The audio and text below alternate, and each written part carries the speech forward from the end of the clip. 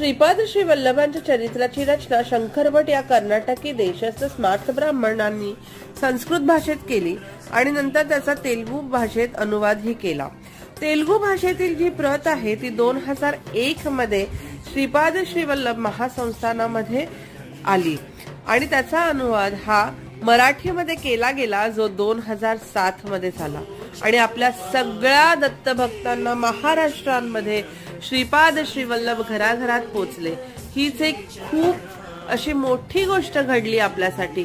तर श्रीपाद श्री वल्लभ हे आपल्यापर्यंत पोचले। त्यांचा हा ग्रंथ म्हणजे अक्षर सत्य ग्रंथ आहे। या ग्रंथाचं वाचन करताना प्रत्येक वेळी तुम्हाला एक नवीन अनुभव येईल।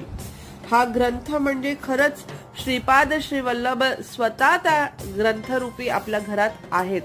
तर तुम्ही सगळ्यांनी श्रद्धेने हा ग्रंथ पठण करा आणि श्रीपादांची